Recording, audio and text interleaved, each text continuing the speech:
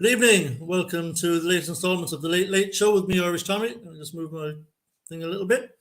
Thanks for joining as always. And as usual, we're going to start out in the live chat, see who's in the house. And we start with usual. How are you doing, mate? I don't know if we're not all degenerates. You are. No, I'm not. First was 16 unbeaten. Yeah, 16 unbeaten in Europe. We're close to unbeatable and all right, it's not Champions League, but still, if you look at it, we've lost really only a couple of games in over the two full seasons and now the first group game. In our third season in Europe, we just lost those games to Frankfurt, and other than that, we're unbeaten. So that's pretty damn impressive, I would say. Greg Lane is in the house. Fabrizio staying. Lingard is training with El Atifak. Good. Hope he stays over there. Sorry, Fabrizio saying Lingard is training with El Atifak. Good, as long as he's not here, frankly. John, how are you doing, mate? Kimbo in the house. Evening, Kimbo. Paul Evans, as always. Good to see you, mate. And Peter's not happy. Under 21's robbed by a blind woman ref tonight. Really? Damn. I saw there was a draw though, right? We didn't lose. Was it 3-3? It finished. I think Callum Marshall got another brace. So that kid's on fire. That I'm at Lingard taking that Saudi money. Good. Because that's all he's good for. And I hope one of his TikToks gets him thrown in prison in Saudi Arabia, frankly. Surreal is in. Hope you're good, mate. Jim Ferguson, good to see you. Thanks for joining us at 7 a.m. in Australia, mate. Fair income. Freshfielder starting already. Look, it's fucking Limerick-a-boo. No one likes you, Freshfielder. Fucking Tiberdar-a-boo. Lee Heisman is in the house. Shania's here too, by the way, making her cameo. She's looking for a bit of attention, but it's the wrong time, I'm afraid. Lee, how are you doing, mate? Up the hammers as always. Got Steve Bell in the house as well. Peter, was a draw, but 2 Southampton goals clearly offside, really. Well, that's fucking annoying. She's saying she was awful. Yeah, I don't know why we run the wrong end of decisions a lot for some reason. I think more so than decisions that we get. We seem to get more against us than for us. Although down at Luton, I can't believe they didn't get a pen in injury time, to be honest. Freshfielder, what's he on about now? Cameo for Shania. Oh, get in the bin. Get in the bin. So yeah, we made our European debut for the season last night. I was able to watch the game because I have TNT Sports, and look, the performance for the most part was not particularly great, unfortunately. We would have been looking for a bit more from some of the players. We kind of got moised a little bit with that low block. So they were doing to us what we generally do to others. So just sitting back, getting everyone behind the ball, trying to make it as difficult as possible for us to break them down and create goal-scoring opportunities. We did still create some, but nothing really clear-cut, which is disappointing because their keeper looked dodgy as fuck. Whenever a shot came in, he looked really bad. Anytime a corner was taken, any kind of set piece, he looked really nervy, kind of flapping at stuff and trying to punch everything, palming stuff. There was one shot that came in. He seemed to me, I believe it was a curler. Was it Ben Rama or someone hit a curler from that right hand side, and he could have just literally just grabbed the ball. It was right there, and he just kind of batted it out in front of himself and flapped at some other stuff. So it's a pity we weren't able to test him more than we did in the first hour or so. We were clearly the better side. They were a very limited team. It looked like it was going to take maybe a set piece or just an error on our part for them to score. And unfortunately, that's what happened. I feel bad for Oggy. I didn't at the time, I have to say. I mean, for someone with his experience, to receive a pass in that position and to be so blasé in what he was doing, he was far too calm and relaxed on that ball.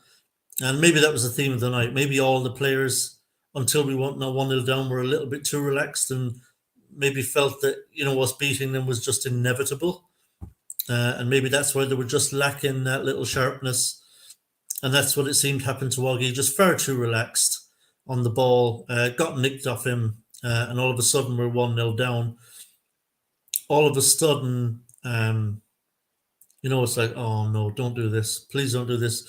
Because, losing that game at home, the opening game against the weakest team in the group, would have been a bit of a disaster. It would have put us under immediate pressure to go and win our next couple of away games. And thankfully, we were able to make up for it. I guess, sometimes it's weirdly, you never want to go 1-0 down like that, but weirdly, I think that was after we kind of got over the initial shock of going 1-0 down. We were a bit flaky for a while after that goal, and I was worried that they were going to get a second because they had their best spell of the match after they scored, and it definitely affected our players mentally, conceding that goal, and it really looked dodgy for a little while after that goal went in. And thankfully, the players were able to settle themselves down, kind of regather themselves, and then finally started to really put the pressure on and start to really squeeze them. James Ward-Prowse, again, his deliveries into the penalty area from corners are just unbelievable. I mean, they're just on the money every single time. There were some even that we didn't score from corners that were just, everyone was threatening. Everyone was a problem for them to defend against. His consistency of delivery is just astonishing. And it just goes to show just how much work he puts into it, because that doesn't happen by accident. It's not some natural ability that he has that's above and beyond anybody else. It's just practice, practice, practice, practice until he gets it perfect. And the equaliser obviously didn't come from that, but some good work from Benny down that left-hand side. Excuse me. Turned the defender inside out, clipped a lovely ball into the back post, and the defender put it in his own net under huge pressure from Kudus. So it was an unfortunate goal from his point of view, but desperately needed from ours, and it kind of lifted the mood, right? And for the players and the fans, because it was a very nervy time.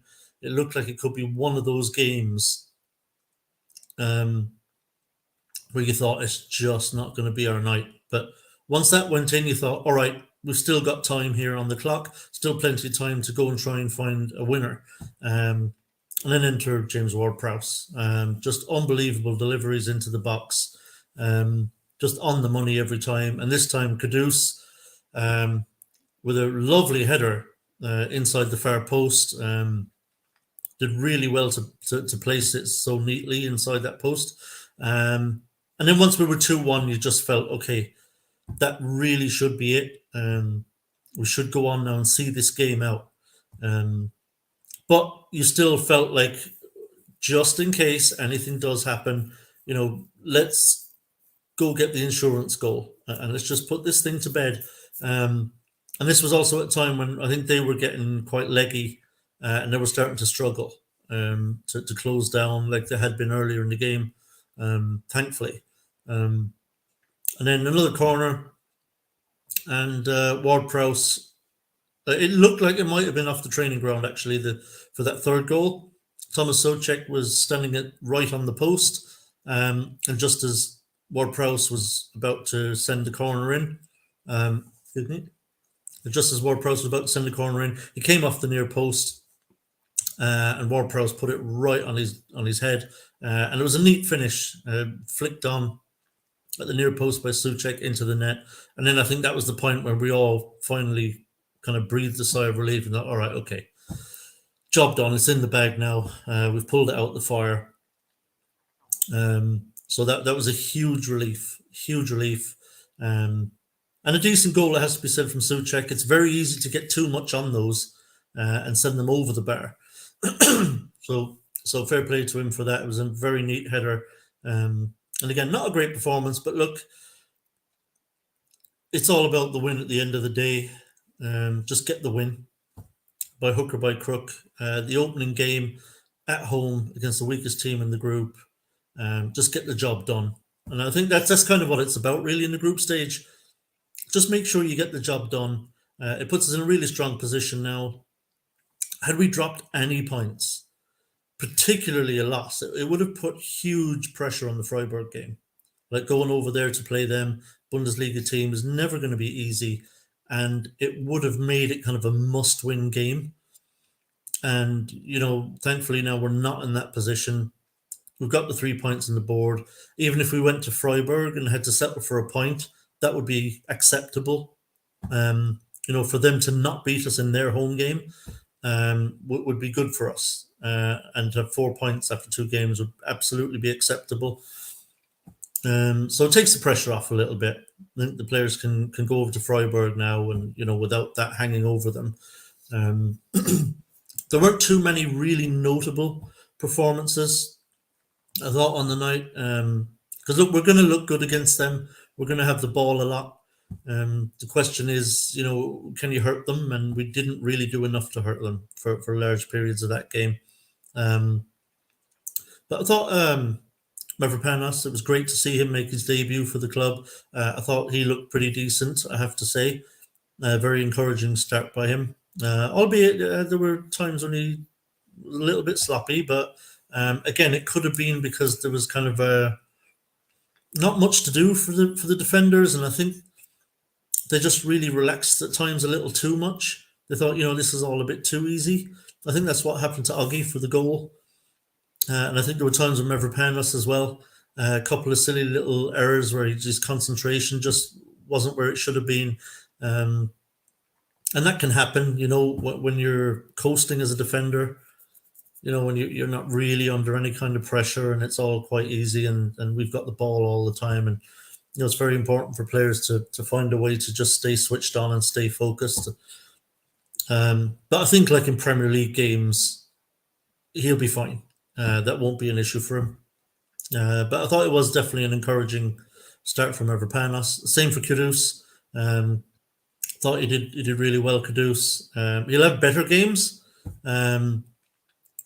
particularly I think in the Premier League. Sometimes it's weird. You think, well, this is against kind of inferior opposition, and he should look maybe a bit better than he did, but it doesn't always work out that way. Again, sometimes when it's a little bit too easy, and when you have opposition that are just sitting back, and you're trying to break them down. Plus, of course, Kudus hasn't played with his teammates before, so it's his first time. You'll have to get used to his teammates and how they operate and get into that flow with them. But very encouraging start from Kudus. Scored a goal, almost got 2, did some really good stuff. So very encouraging. Kudus will probably actually play better, perhaps, against Premier League teams where they're not sitting back like that, where they're actually coming out at us, and we can hit on the break, and then he can get the ball with a little bit more freedom, a little bit more space to operate in. There was very little to be had in that final third last night, but very pleased with his start. I have to say though, Lucas Paqueta is just on a whole different level to everybody else on that pitch, and I include our players in that. He's just absolute mustard. Some of the stuff he does on the ball is just mesmerizing. Some of his passing, and I saw someone today actually really commented to me, because I tweeted about this, about how amazing the player Paqueta is and what a joy he is to watch. And someone said to me, "Well, you give the ball away a few times as well." Well, sure, but you have to accept that. Excuse me for 1 second. I'm going to take a sip of my tea. I think with players like Paqueta, you have to accept that they're going to try things, and they're going to try passes that other people will not. So yeah, Paqueta's not going to make every pass. A certain small percentage of them are going to go astray. I think the worst thing you could do, and I certainly don't think Moyes will, is to get on his back and say, "Oh, geez, look, some sloppy passes out there today. You get coughed up possession, 3 or 4 times with a poor pass." I think you just have to accept that will happen every once in a while with Paqueta. You don't want to curtail his willingness to try things. And And also, I think at least a couple of those passes, he looked a little bit out on his feet. I think it was late in the game, and I think the passes were more about mental tiredness than anything. But he's amazing, Lucas Paqueta, absolutely amazing. He's the one player that we have, and this happened to me on more than one occasion watching the game last night. He's the one player we have where he'll just do something and he's just like, it's like that's just fabulous. And no other player does that on the pitch for us. Let's be honest. And we've got some very good players who can do very good things, but not like he can. I just think he's unbelievable, and I think we should just enjoy watching him while we've got him. Hopefully, we'll have him for a long time. I really hope so. It seems unlikely. He keeps performing the way he's performing. I mean, it's even against Man City, he was one of the best players on the pitch, and they've got some unbelievable players, City, and he was still one of the best players on that pitch in that game. He's an incredible talent, and I think we're very, very lucky to have him. And I think what we paid for him was cheap. It was really cheap. I mean, if you were to ask someone now, do you think you could have Paqueta for 50 million? They'd laugh at you and say, absolutely not. You don't get players like him for 50 million these days. But we did. For a little while, the early stages of last season, it looked like, what have we done? Have we got the player we thought we were getting here? And he was struggling a little bit to get into it, and you were like, oh God, I hope this is just him adjusting and just it's temporary, and that he'll find his feet. But then he did, and now it looks like we pulled Leon's pants down at 50 million. That we've just done them on that deal because he's worth it. He's worth. I'm telling you right now, fuck this 85 million talk. He's. I'm sorry. He has doubled in value since we signed him, in my opinion. I don't think anybody gets Paqueta even for 85 million now. And I think if Man City were to come back in either in January or next summer, I think we should be saying to them, look, 85 million ain't getting it done, boys. It's just not. Like you're gonna have to pay the seven figures, I'm afraid. But that's my opinion. Let's see what Luke thinks. How you doing, Luke? How you doing? You all right? Yeah, good. I was just I started off the show. I've been rambling for the last 16 and a half minutes about the game last night. But obviously, look, not a vintage performance. That can often happen, when you've made a number of changes to a team and when your opposition, let's be honest, are not the best, and they're not, that maybe the focus levels, intensity levels aren't quite where they should be. But at the end of the day, it's about getting those first 3 points on the board and winning the game. And I guess the goal was maybe the jolt that the players needed to kind of get them going. And I thought we were much better after they scored, not immediately, because I think the players were shell shocked a little bit, and they had a bit of a wobble after the goal. And they had some other opportunities where we thought, oh Christ, don't concede a second, boys, don't go to pieces. Yeah. But they did gather themselves again, and then we had obviously the final kind of 30 minutes. We had our best spell of the game, and obviously we were able to score the 3 goals and take the points. And ultimately, I suppose overall, you got to be pretty pleased with that start. Yeah, it was a kind of, if you like, it was a home version of a get in, get out, get the job done.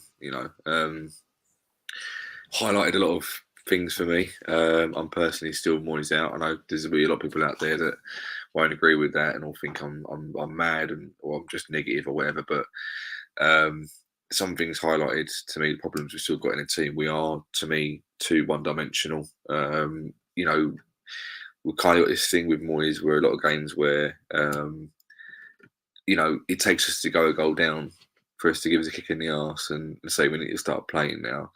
And that's football. That's fine margins, and that's fine. You know, the mistake was from McDonald wasn't great, but they pushed us to make that. They pushed him. They gave him pressure, and that's what you know Antonio normally does for us. In fact, the game was kind of mirror image to how we played Man City. So last night we were Man City, and Topola were us from the weekend. It was like role reversal. Obviously going in 1-0 down. And then evening fresh fielder. By the way, this is obviously isn't my house in the background. I'm just before I come on, I had a look at the options, and you got a new option of messing around with your camera. So I thought I'd take advantage and have a swanky green screen in the back and showing what the house I eventually move into will be like. So people are wondering what's going on with that. It's a bit different to the old wallpaper from a couple of years ago. I don't know if people remember that, but yeah, I'm just trying out new things on here. This is quite a new one. That's really disappointing. I was just going to ask you to go give us a tune. Back in the day when I was a kid, there was piano lessons, but it didn't go very far. So I will never treat anyone to anything like that. But no, it was that. There was a potential banana skin last night. I did say on one of the games, I think one of the videos on here the previous night, and they were saying, "Oh, you know, this and that, we should win 5-1 and all that sort of stuff." Sometimes I think the old West Ham kicked in a little bit last night, where you underestimate the team because you think they're lowly opponents, and they gave us a shock. And you know, with all due respect, this isn't the Conference League. This is the Europa League. It's a step up now. So we've kind of got to get that Conference League win out of our heads, because I think we've still got Prague. You know, the moment's still in our heads, and we think, you know, we're gonna breeze it almost like we did almost last season. Yeah, so I mean, like, to be fair, I mean, I think like from their perspective, like coming to London Stadium, playing West Ham, they're fully aware who West Ham are. They all probably watch Premier League at home, you know, and they know we're massive. They know we're European champions, you know, breezed through the conference last season. So to them, this was kind of a bit of a cup final, you know. I mean, they would have been massively up for this.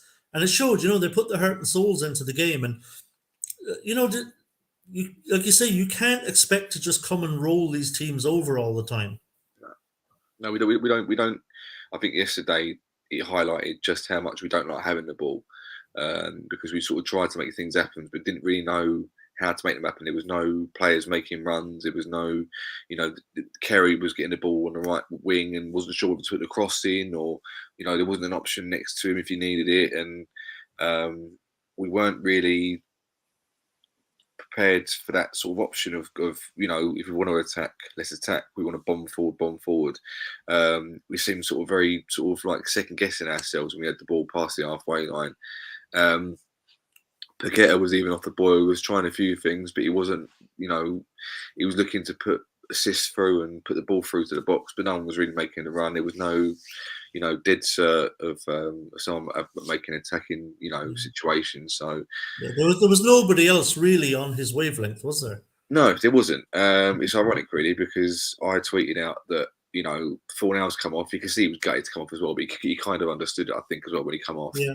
I love him to bits. I think, you know, he's my favourite player in that West Ham team at the minute, and unfortunately, he's probably going to go at the end of the season or whatever. But Benrahma, for me, should have been taken off. And in 5 minutes after the sub was made, he done brilliantly what I think he should have been doing throughout the game, which was, you know, sprinting with the ball, beat the defender, and then put a lovely cross in. So yeah, it was the one good thing he did all night, I think. Well, this is it. This is the inconsistency, and I was eating my words for a little bit, but then afterward, you know, you don't see that enough from him. And I know he's a confidence player. I know that, you know, it's kind of where I sort of think, in a way, I don't know if he does. I don't know the ins and outs of the management team, but he needs Moyes to put his arm around him and go, you know, you are good enough to be in this team. And if he's not good enough in the wing, try him in the middle. But then again, our midfield is so good at the minute that he's not going to get in there if he tried. So, you know, he's a bit of a hard place at the minute.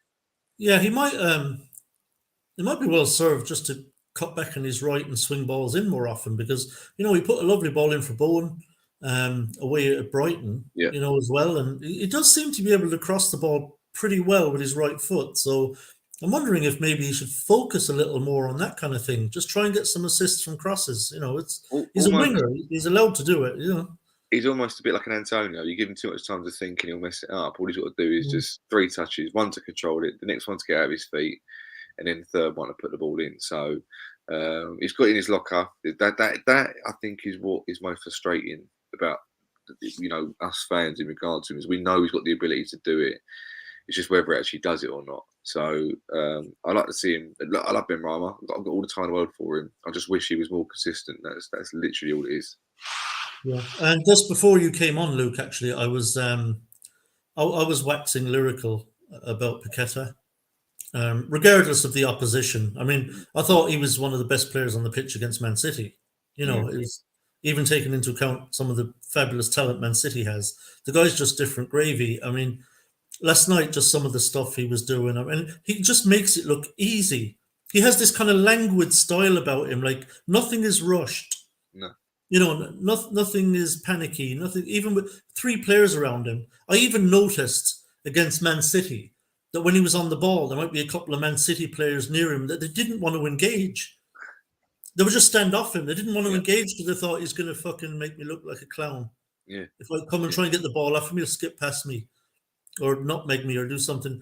And he makes players not want to come and engage him. And even when they do, he just gets away from him. Or he just takes one-touch control and flicks away a perfect pass that you're like, how does he even know that pass is on? Like, there's someone there. I mean, I think he's an incredible footballer. Yeah, he reminds me, when we had Alex Song for about 6 months. Well, I say we had it for like a year, but he was the best for about 6 months or whatever it was. He was what I call 10 seconds in front of everyone else, where he could see a pass before it was made. The problem is players weren't always on his wavelength, and you kind of either have to learn how that player works so you can work with him, or you just aren't at that level. And I think, I'll be honest with you, like when he goes to Man City, I'm worried that how good they're going to become, because when you've got a player like him and a finisher like Haaland, when they get the brainwaves going, when they like I said to Sinead, like I did this to Sinead last night. I said he's a conductor. Yeah, I said he just is conducting absolutely everything that's going on that pitch. He's moving towards the ball every time he's not in possession. Like, give me the ball, and we'll just keep popping the ball to him correctly. Just keep popping the ball to Paqueta. He's doing these little triangles and 1-2s and then flicking a pass in behind. And it's like, imagine him at City just orchestrating everything in the middle of the field. It's like, it's scary. Yeah, it's mad. It's I think, I've never, to be honest with you, I've been watching football now for quite a few years, and I've never seen a player like him. He's very unique based on the fact that he's loves to tackle. At the same time, he can, do all the skillful stuff and the feints and the nutmegs and all that sort of stuff. And I miss him when he goes, because I think, fair play. You want to go see City want you. You have to take advantage of that situation, because they're not really going to. They don't go in for players, after a while, over and over again. And if we can use that money to invest in a player, or if it gives Kudus more chance to get in the team and play his football, that's fine. Football happens, transfers happen, is what it is. But the thing that I like about him is he's getting his head down. And he's doing his best for West Ham, and he's still trying for West Ham. I think there's moments. He was absolutely fucking exhausted when he came off. He ran himself into the ground. I didn't see the point last. I think it was happening with my phone. I got my phone at the time, but there was a moment, if I'm aware, that Antonio had come on and he put the ball through for Antonio, and he didn't. He skied it or something. Antonio. It was a lovely pass just beyond the far post to Antonio. Just had to take a touch and hit it. His first touch was a missed touch. It was like a really poor first touch, and this ball was rolled into him lovely. And his first touch was like really poor, and then he flashed at the shot and just sent it over. And Paqueta just gave him absolute daggers. And obviously, I don't know what he's saying, but it would have been something along the effect of, "Mate, you've got the first touch of a fucking rapist." Terrible. Do you know what I mean? It was like, it was really poor. And I suppose, like, Paqueta had made a really brilliant driving run. Like, he drove right down the middle of the pitch at the heart of their defence. And then when they came to close him, he just slipped a beautiful pass out to Antonio. And he's done all that running and all that work. And it's like, fucking hell, mate, come on. It's almost one of those things. I think sometimes as footballers, you sympathise with a player because you can see how good they are, you can see the work they're putting in, and you can see realistically they're too good for the team. They're too good for it. And I think players, I think we watch it in the stands, and yes, he does too much sometimes. He'll do a skill at the wrong time, or he'll do too much and he'll lose the ball or something like that. But you appreciate the skill he's got, and you kind of look at yourself, you look at the rest of that team, and you go, "We've got a good team. Don't get me wrong, we've got a good team on paper, but the way we play and the way our players think and move, he's on another level." So you're kind of looking at him and you're going, "No, this guy almost deserves to play in a team that's at his level." And when he goes to Man City, I personally think he'll win everything. I think he's one of those players. He's like the one player they're missing. De Bruyne is a class, for me, one of the best players, probably the best midfielder in the world. But I think Pep sees him as the replacement for De Bruyne. Yeah, but he himself, they are him, De Bruyne and Paqueta are different players in themselves. In it that De Bruyne won't do those skill moves. He won't try and flick over a player's head and then nutmeg him in the same move. I think he understands that De Bruyne is coming towards the end and he's becoming more injury prone, and he needs another orchestrator in the team who can pull all the strings. We might find everything. Like Pep likes everything to go through De Bruyne. You know what I mean? Yeah. Get the ball to De Bruyne. He'll orchestrate everything. He'll get us moving. He'll get the patterns of play going. And I think he sees Paqueta as the kind of player who does that too. Yeah. And it's this.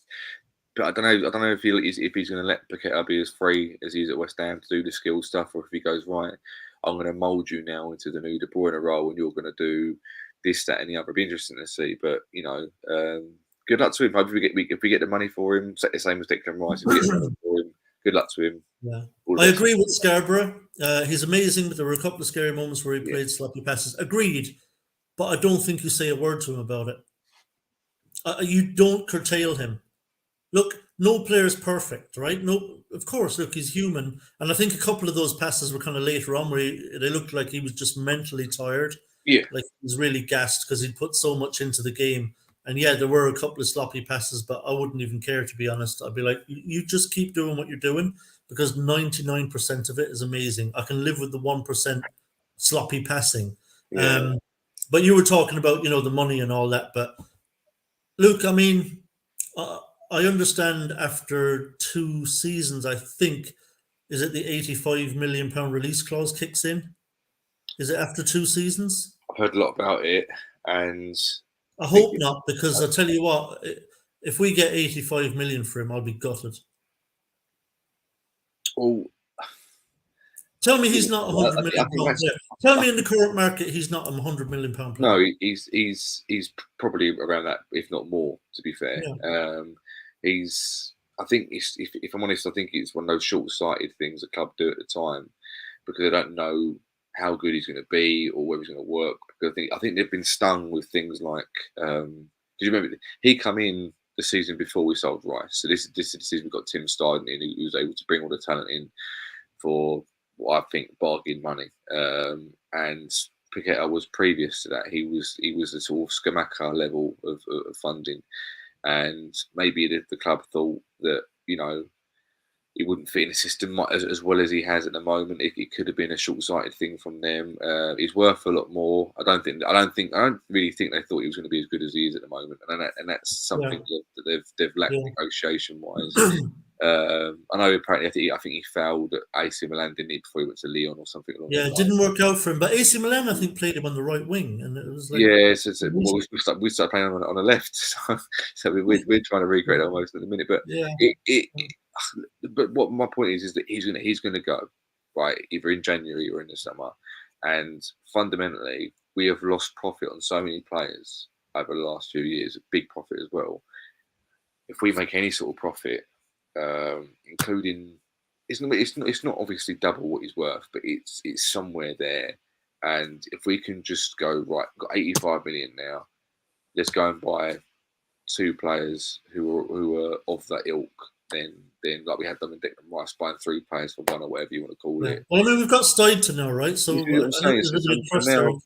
it's 100 million, if it's 75 million, if it's 90 million, I can kind of live with it, because I trust that they've got a protocol to go, right, we're not getting the 110 million he's actually worth in transfer. The thing is, though, with the release clause, even with that release clause, we actually could still get 100 odd million for him, because Man City might not be willing to trigger the release clause. I mean, I know they've probably got the money to do that, but triggering a release clause is not the same as just buying a player that doesn't have a release clause. I mean, if you look at, I think it was Aston Villa bought Ollie Watkins.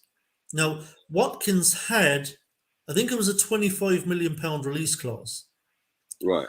but Villa ended up paying 31 million for him because they didn't have the money to stump up the 25 million to trigger the release clause, and so they ended up doing a normal deal, as if he didn't have a release clause with Brentford, which meant they paid more, but they were doing it as a normal deal where they pay a certain percentage up front and the rest then in installments over the course length of his contract. So Man City, I don't know if they'll take the same approach. They might want to just trigger his release clause, which means they have to stump up 85 million. But But they've got they the money, might. haven't they? They've got the money, so they're not in Aston Villa's position where It they've got just to worry about. depends. Yeah, it just depends on what their budget is and how Yeah, many players they want to buy. They could. What would be great for us is if Man City say, "Look, we know he's got the 85 million release clause. We don't want to trigger that because we've got other targets and we have to budget for those too. So we'll come to an arrangement. Maybe it's 100 million or whatever it is, and we pay the usual percentage up front, and then the rest in installments over the course of his contract or whatever. So we could still get more than 85 for him, but obviously Man City are a team, as you say, that do have the cash to stump up the 85 mil. So, they do indeed. but we'll see. Maybe will they come back in for him? I don't know. Obviously, Pep I is a think fan. I think the handshake with Paqueta before the game started on Saturday that said a lot. So I think that Yeah, and I mean, the fact that Pep was sitting at the side of the pitch watching this guy just be unbelievable for 90 minutes. that was a respect, but I'll see you later kind of handshake for me. Yeah, People can say it's disrespectful, and maybe it is to be fair. But for me, the biggest disrespect he could do to the club is do what Creswell did, and that's yeah. refuse to play. And then when he does play, not do anything, and he's done the exact opposite. And I couldn't have more respect for him if I tried. Yeah, of course. Look, I have no qualms with him, No, wanting to go and play for Pep Guardiola at Man City. He's possibly the best manager in the world and definitely the best team in the world. I mean, I don't think there's any doubt about that at this point. Why wouldn't you want to play for them? As long as he keeps putting in a shift, right? yeah, Because I was thinking, yeah, of course he put in a shift against Man City because Pep's sitting right there and he wants to say, yeah, definitely come back and get me. Look what I can do. But he did it again last night. You know what I mean? Like against that lot at home where he could have cruised. He could have thought, oh, I can cruise this game. I mean, he put in a massive effort again last night in that game. His attitude is incredible. And as long as he keeps doing that every time he goes out on the pitch, he's all right with me. he's got one sort of like a one setting, hasn't he? Where he Yeah. just gives 100%, and that's it. And maybe look. Maybe to an extent he likes playing the way we play. Maybe he gets a different side out of him that he's not known before. Maybe he likes the rough and tumble, the defensiveness, and the breaking forward. I don't know. Maybe Man City has to be more passing, and he's not used to that, or doesn't like doing it so much. I don't know. But it'd be interesting to see. But he's that West Ham fans always say, as long as you give 100% on the pitch, you'll have the respect, and I think Yeah. he's got that. I think, yeah, I left this comment up from Scarborough because it's got me thinking there. I don't disagree necessarily. I don't know how old Scarborough is. I go back quite a ways. We have actually had some brilliant midfielders. So I'm going to spark a little maybe debate here and try to avoid. I'm going to ask people to try to avoid recency bias because he's here right now and we love him. And technically different positions. Pyatt was a 10, really, but and Paqueta's an 8. So, but having said, they're both essentially still midfielders who operated in a lot of similar areas. But I don't know, Paqueta or Pyatt. I mean, that 15-16 season from Pyatt was absolutely fucking sensational. I personally, I hate the way it all ended. I hate him. I've got no respect for him now, the way it all ended and everything like that. But unfortunately for me, and in my 32 years on this planet, if anyone asked me, who the greatest player I've ever seen myself play for West Ham, it is Payet. And until that changes, there was something about Payet. Payet used to control games. Like things used to go through him. He had an aura about him. When we had a free kick, it was like getting a penalty. He had a lot. He had skill about him, like Paqueta does. Paqueta, he does. It's kind of a strange thing because he's in the middle, he gets the ball more. That is the fundamental thing of it. The ball goes through the midfield more, so he's going to get the ball more. But when Payet did it, something always happened. So if Paqueta does it, Paqueta will, and it's not a bad thing either. He'll nutmeg someone and then pass it to the side of him. Doesn't really might even need to do the nutmeg. Just does it anyway because he wants to, and then pass it along. You could play, I don't know, 4 or 5 passes in the middle. James Ward-Prowse, Alvarez, you name it, passes someone, and nothing really happens. With Payet, he got the ball and he instantly tried to make something happen. There was nothing about him that was like, well, for me anyway, there was nothing about him that was like, I'm just going to do it because I can do it. It's going, no, I want to do it because I want a goal to happen. I want to, I think Paqueta wants to mug players off. I think that's part of his repertoire. That's what he tries to do, and I love him for it. But if you're talking about someone who also produces, he was an instant hit as well. Payet was an instant hit from the moment he signed at West Ham. Even in pre-season, he was doing things. It took Paqueta a while just to get his feet under at West Ham. So for me, in the two, I go for Payet. And it's not a detriment to Paqueta at all. Just personal preference, that's all. Yeah, I'm inclined to agree. I think, thinking back, and without any kind of West Ham bias here, I think in the 15-16 season, Payet was very possibly the best number 10 in the world. I think he could have been, unless I'm forgetting someone. I'm trying to think who was at Barcelona 15-16, who was at Real Madrid, kind of thing. He was a Ballon d'Or nominee, wasn't he? Yeah, I think just in that season alone, if you take that one season in isolation, I can't think of a number 10. Well, not only that, it was the Euros after that finish when he got to the final with France and stuff like that. He'd done his bit throughout the tournament as well. So he also had a great tournament, not only a Premier League season, but a great tournament as well. He was just class. I think at that point what he was producing stats wise as well was up there with the best. I think he was at one point the most productive player in the top 5 leagues in Europe. At one point, better than Messi, better than Ronaldo. For like a week, it wasn't that long, but it was something, and it was like, wow, we've got this guy playing for us. And the massive thing about it is, the biggest thing about it is for me at the time, we paid what 50 odd million for Paqueta, something along them lines. Yeah. Ultimately, we'll pay around 51 million. We paid 10 million for Payet. I think it was 10.8 million. Yeah.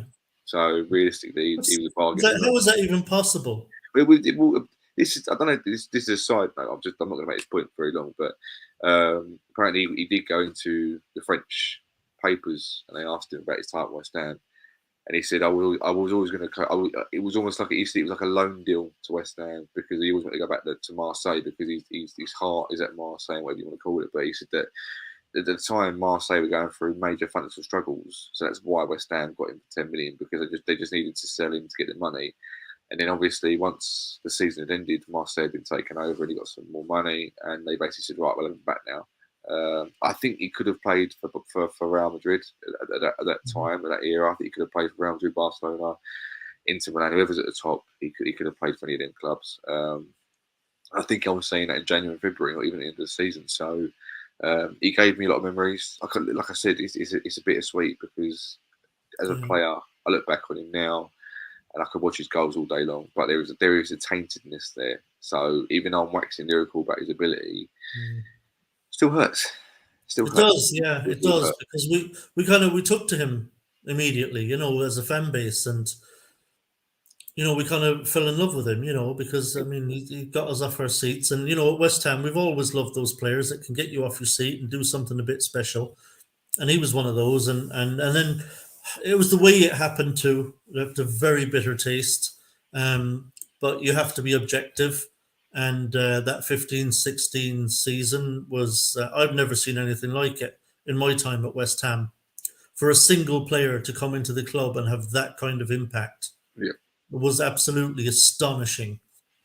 And I do think he was the best number 10 in the world that one season. I agree. Um, I think our timing kind of was perfect Yeah, in signing him. yeah, Sometimes the stars just all align. Like you say, Marseille needed the money. They were in some financial straits, and so we got him on the cheap. A player they normally probably wouldn't have wanted to sell, or at least not for anything like that kind of money. Um, I and think, I plus, think the Euros were coming in the summer of 2016, and he was out in the cold. Everyone in France knew that he had bags of ability, but the perception was that he was just too inconsistent and couldn't be relied upon to perform when you needed him to perform. And so Didier Deschamps was not selecting him for the French squad. And so he came to West Ham with a massive motivation, massive, to say to Didier Deschamps, look at me, look what I'm doing. I need to be in that French team. And so he was putting it on every week. He was putting on a show, and he did it consistently for the entire season with barely a drop off in performance. And he was so motivated in that season to make sure he was going to play in the Euros, which were on in France, of yeah, course.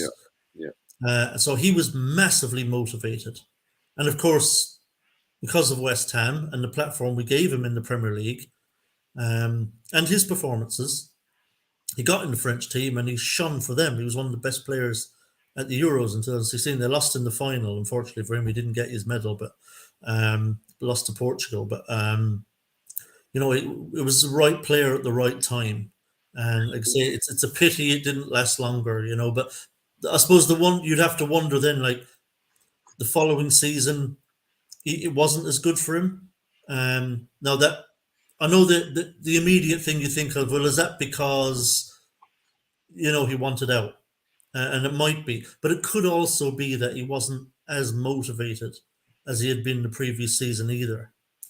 Well, I think a lot of I think Anton always refers to this as saying that that was probably the best time, best missed, the most missed opportunity in West Ham's recent era, where we just moved to a new stadium. We had Payet on our books, and we had one of the worst transfer windows the club's ever had. I liked some of the players when they come in. Fernandez, when he came in, Milson Fernandez looked like he was going to be a real player for us at one point. And that Chelsea game at home in the cup, that was mad. But signings like Gokhan Toure, Nordveit, Arbeloa at right back, some of the players were just it kind of highlighted how bad our transfer policy used to be, and I'm not sure who brought them in or what. I think it previewed at the time, but it's gone out my head now. But we needed a Tim Stein in, if you get what I mean. We needed a proper person to take the reins and go, right, this club's in the qualifiers of Europe. It's moved to one of the biggest stadiums in the country. We got one of the best players in the world in our team. We need to grab the ball by the horns, and we just didn't. And I think realistically, when you look at it, I think there was a moment where we were playing Watford at home. We were winning 2-0, and we were on cloud nine. The players were playing well. Pyatt had just done that Rabona assist to Antonio, and then Watford went and beat us 4-2. And I think the momentum changed from there, and we sort of never really looked any better since that day. I think that's when Pyatt probably went, I'm off. But then again, it was almost like we were relying on him a little bit. We were relying on him to get us out and to be just as good as he was the previous season, and thinking, right, well Pyatt's playing it. He'll score 2 goals to win us the game or whatever it was. And I don't think he was willing to do that. And he went, and there's rumours, obviously, of personal life and whatever got in the way, and that was the real reason why he left. I don't think we'll ever know. I think he's the only person that will ever know why. He'll put as many interviews as he wants to in the press and say this, that, and the other, but fundamentally, he had his own reasons for going. We didn't take a profit or whatever, and the rest is history. So realistically, we're now building a team, and this is really the way you should do it. It shouldn't all be about one player. It should be about the team itself. And we've got a team now. Yeah. It's looking like it's on the up. So yeah, c'est la vie. Yeah, actually, just to get back to modern day West Ham, I was looking tonight. The under 21s in Premier League 2 drew 3-3. Two players in that team of note, which is Ben Johnson and Connor Coventry. I think that would suggest that it's all over for them at West Ham, wouldn't it? Yeah, unfortunately, I'm a bit gutted about Ben Johnson. I tweeted about it yesterday. That I think he had two brilliant games against Seville away and Lyon away in the Europa League a couple of seasons ago, and I thought he'd be pushing on. And I don't know whether it's injuries or whether the club don't really know where to play him, or Moyes doesn't fancy him, or all the rest of it. But Sufal isn't getting any younger. Kerr is probably not the best option at right back. For me, he's a better option than Sufal, but that's another story for another time. But Johnson, for me, is very versatile as a player. We've just never really, I don't think we've ever really relied on him too much. We never really thought, right, you're going to be the next, you'll be given the same amount of effort as we put into Declan Rice to be a first team regular. I'm not saying he's on Rice's level, but what I'm saying is that for an academy product to come through and play that Liverpool City, play right back, left back, centre back. I think at one point he even played right wing or holding midfield or something like that. So he's a versatile player. I think his best. Well, I don't know though. I mean, you see, I think Moyes tried to make him a versatile player, and I think, look, we'll never really know how good of a right back he might have become. Well, for me, he was just on a thing. He was a better left back for me than right back. That's just my personal preference, but I could be wrong there. But you see, the thing I have with Johnson, I think we'll never know really, because I don't think, if I'm honest, I don't think Moyes did him too many favors. I think Ben Johnson came through as a right back. That's his position. He was asked to play all over the bloody shop. When he played, he could be at right back, he could be at centre back, he could be at left back. Played at right wing back. When a young player is coming through, I think it would have been far better for him if Moyes had treated him as what he is, which is a right back, and put him in there, and just if he'd have been just played at right back week in week out, let him master the position. yeah, I think he ended up under Moyes being a kind of a jack of all trades, master of none. You know, yeah, yeah. um, so this is not me saying had Moyes played him at right back every week and let him develop, and that he'd have become a great. We don't really know how good Ben Johnson could be as a fullback. Maybe he'll go to another club and they'll play him at right back, and then he'll be able to kind of develop. Maybe he'll be a late bloomer because of it. We don't know, but I think whatever chance he had was maybe taken away from him by being just asked to be this utility player that could plug a hole wherever we needed him to plug it, and rather than let him play in his specialized position and to grow into that position. Yeah. I mean, would Declan Rice be the player he is today if he'd been played at centre back, defensive midfield, wing back, full back, been thrown around wherever he was needed at whatever time he was needed there? Yeah. He would never have become that brilliant defensive midfielder that he became. He became at West Ham. He became that player because he was there every week in that position, growing into it.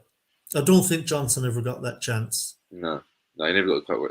I think people forget as well is that Declan Rice made a massive mistake in one of the first games he played for West Ham, where he lack of communication with Hart, and we lost 2-1 to Arsenal. Made a mistake up at Newcastle as well, I think, didn't he? Probably, potentially did. Johnson, look, I'm actually lyrical about him and stuff like that. I think he, for me, had potential. But like you say, he's a very versatile player. And perhaps he needs to drop down to the Championship, be regular in the Championship, and then work his way back up. Coventry, I have seen play a few times, and for me, he is carbon copy of Mark Noble, the way he plays football. probably would have been, like you say, a good player, but I don't think he's kind of been intrigued. Look, I'm a huge Flynn Downs fan. I've been saying it for ages and ages and ages. But he's gone on loan to Southampton now, and he probably wouldn't have got in that team that we've got now with Ward Prowse, Alvarez, Paqueta, you name it. So it's best for both of them, really. It's nothing to do with even the club wanting to stay on. It's probably best for them to go and seek pastures new. You know, I think Coventry's still an Ireland international, as far as I know. Yeah. I just think the little thing. Just before I forget, the Johnson goal against Aston Villa, you know, that the one where he cut in and hit with his left foot, that shows potential in itself. But if you don't get given the chances over and over again, if you get injuries, which I think he did a few times, couldn't trust his hand, whatever. So he was obviously going to be, that's going to be difficult as well. You need to be fit all the time if you're going to be a youth player and play. And there's a part of me that kind of almost, I feel defeated with the under 21s before I even started, because there's such a good season last season, and to not really be given a chance this season is a bit not heartbreaking for me, but a bit gutting. But at the same time, if you're getting put on loan, it's better to go on loan and play regular football than it is to be like Mabama and say you're going to keep Mabama and then never play Mabama at all. So it'll probably start against Lincoln in the cup, but I thought realistically the best thing for him to do would be to start last night over Ings and give him the chance to throw him in a deep end, see how you get on. And he didn't. So for me, Barlow either starts against Lincoln or he might as well have gone alone with all the rest of them. So, see how that one goes. Yeah, we'll have to see how that unfolds over the course of the season. I won't keep you too long because I've got work in the morning. But the other thing I want to put to you is I'll weigh on this after, but what to do with Kudus. Obviously, he made his debut last night, but in Bowen's position, that's not going to keep going. Obviously, Bowen's going to come back in for the Liverpool game. Kudus, do you think will drop down to the bench for this one? Or do you think Moyes puts him in? And if so, where? And what is the future, or at least the short-term future for Kudus at West Ham? Like, say, if we do end up losing Paqueta, then it's a simple fix. You just chuck Kudus in there in the middle, let him do his thing. But until then, what to do with Kudus? I think you start him. You've got to be a bit clever about it. And for me, I've done this earlier, but I think the way going forward, if we're going to do it like this, I think it would be, we have to maybe go to a wing forwards position where I've got it here. I don't know if I can see it. Put it in the camera. If it's going to, I can't see this thingy. No, I can't. Messing with it. Yeah. Basically, it's a 4-3-3 kind of deal, and I think that if I would pick Kudus over Benrahma 100%. Souček doesn't really get in my first team as it is, but he probably will play. So I can see Moyes dropping Kudus. I really can, because it's Moyes.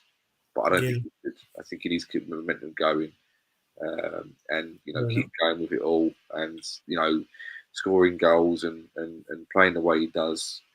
We're going to need something that Liverpool are going to have to worry about. Give as many problems early on as possible. If Wolves can take the lead against them, then so can we. And it's just about jumping on that bandwagon and getting the momentum and keeping it, as horrible for them as possible. So if you're going to really hit them early on and make a standpoint, you play your best players. And for me, you start Kudus. I said, you kind of know the setup he's got anyway. Antonio will obviously need to start, but I would find a way of putting Kudus in somewhere along the lines. I'm not entirely, because he can play a lot of positions. This is the thing, he can play he's played loads of positions for Ajax. I think he can play a lot of positions. So really, we all think of him as a winger / forward, but realistically, he can play in the midfield as well. Yeah, I'm just wondering. Like, obviously, I think the obvious thing here is that he would replace Benny, right? I mean, there doesn't seem to be any other place up for grabs. But the problem is that, we've got Alvarez, we've got 4-3 in midfield, And I don't mean just against Liverpool now. I just mean going forward. 4 and 3 don't go in the midfield. So the worry for me is that what's Moyes going to do? Because I think Paqueta could get shifted out to the left so he can fit Souček in. I think Moyes is going to want to get Alvarez back in the team. Yeah, he's got to. He has to. He's got to, and he's going to want to, I think, given his performances. Ward-Prowse is undroppable. Yeah. You know, because of his performances. And Souček, for some reason, is undroppable because he's Moyes Fellaini. You know, he's just will play him. And the worry there is that he'll move Paqueta to the left. Now, Paqueta won't stay out there. He'll drift in anyway, more centrally, which means what for Kudus? I mean, it means there's no place for him in the team, right? In the short term, unless David Moyes gets over this kind of love affair with Souček and realizes that he's got to drop him to the bench in the Premier League, then you can make it work. Here's one for you. I'm just thinking, because the worry for me with if he was to do what I think we'd all like him to do, or the vast majority of us anyway, which is to have Alvarez, Ward-Prowse, and Paqueta as the midfield three, and then drop Benny and bring Kudus in. The thing I'm thinking here is that I'm worried about how effective Kudus will be on the left, because he is actually left-footed. And sure, he could put some crosses in, but I don't think we bought Kudus to put crosses in. It's not really, he's not a conventional winger, right? So he's going to want to come in field, cut inside, get in and around the edge of the box, but he's going to be on his right foot. I'm thinking we could switch Bowen and Kudus. But Bowen can hit either foot. Bowen's two-footed. So Bowen could easily switch to the left and do the same job he's been doing. So he can put crosses in with his left from that side if he wants to cross. But he can also cut inside and hit a shot with his right. Whereas Kudus, would be cutting inside and getting shots and passes off with his natural left foot. So I'm thinking, is the future Bowen on the left and Kudus on the right? Or would you not want to take Bowen out of the right-hand side? I know what you're thinking. I know you're getting at. I think we're also underestimating how much Kudus can learn.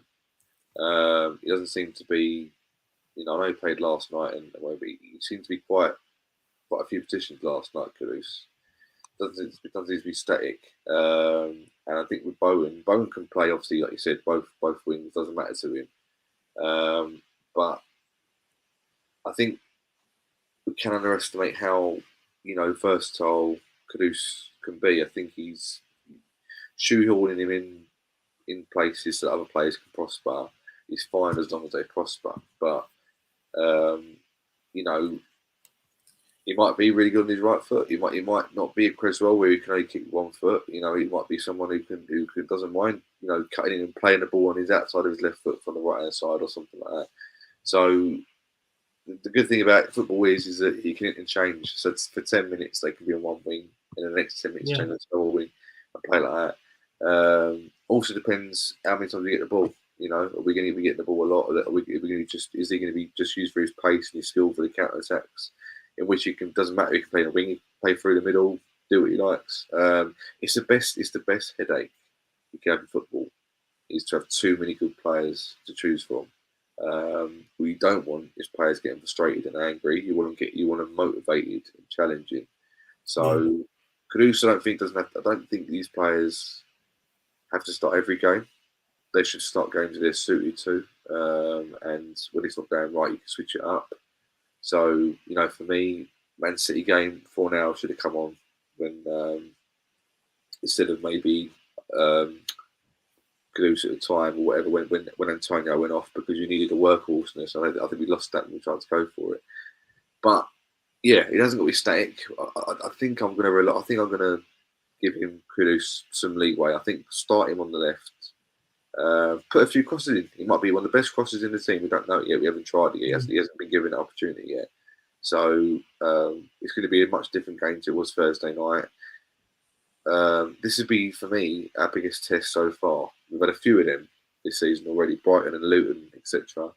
So we're going to probably see what we're made of, because, like Wolves proved at the weekend, you can go 1-0 up, but you've got to keep that momentum going. You've got to keep, being 1-0 up. You can't let Liverpool into the game. So it's going to be, more on the attack as it is in defence. So I don't mind where he plays. I think he can play anywhere. I think he can play on the wing, midfield. Yeah, you can switch Antonio to the left, so we can do the workhorseness on the wing, and then put balls through to Kudus to finish them off. It's a nice select to have. I'm looking forward to it. I think he's got a lot more to his locker. I think he wanted players as well that brings the best out of players. I think Lingard done that when he came he got the best out of him when he played with him, which wasn't very often, obviously. But yeah, I think he's good. He can be good anywhere, so I'm not worried about that really personally.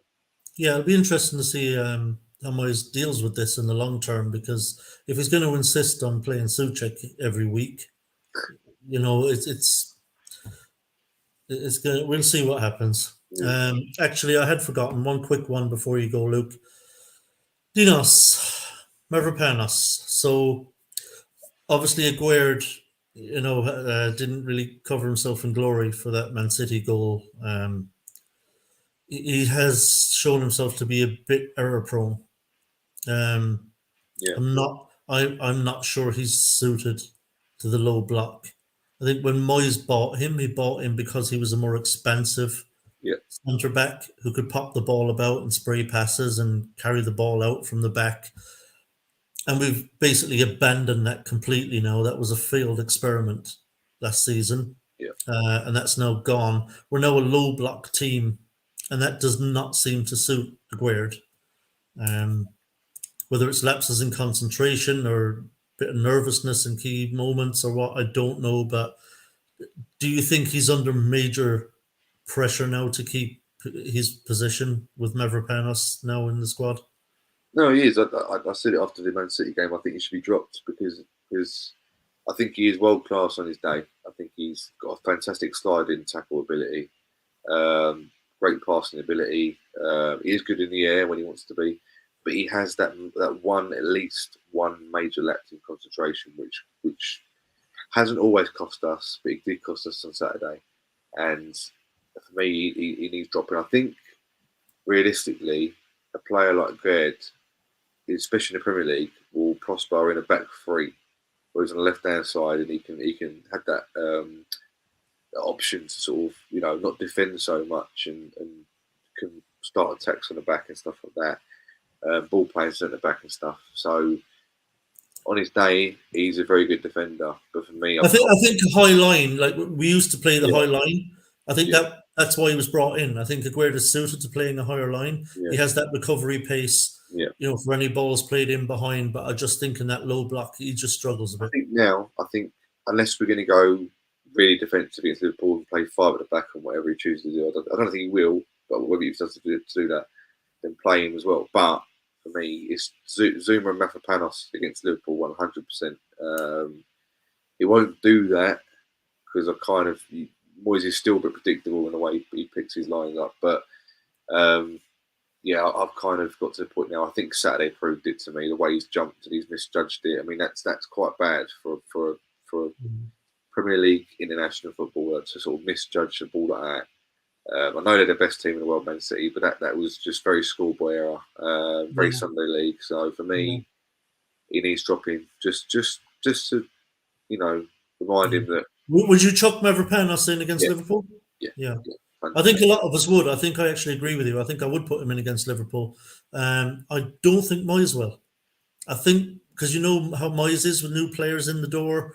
I think he'll probably feel like Mavropanos needs a little bit more time on the training ground and maybe another European game or something before I think he'd be willing to drop Aguerd for him. He might surprise me on Sunday, but I doubt it.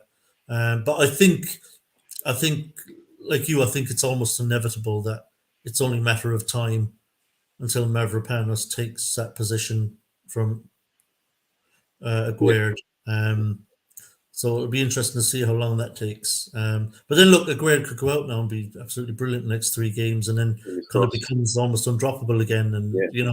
you just don't know if he can cut out the silly stuff. I mean, there's obviously a defender there. He just needs to cut out the silly stuff. The error against Man City was a horrible one. I mean, that we shouldn't have conceded from that ball. Absolutely shouldn't have. He literally all he had to do was turn. He could have turned and actually just shielded the ball and Yeah. allowed the keeper to just come get it. He'd done the one thing that he shouldn't have done.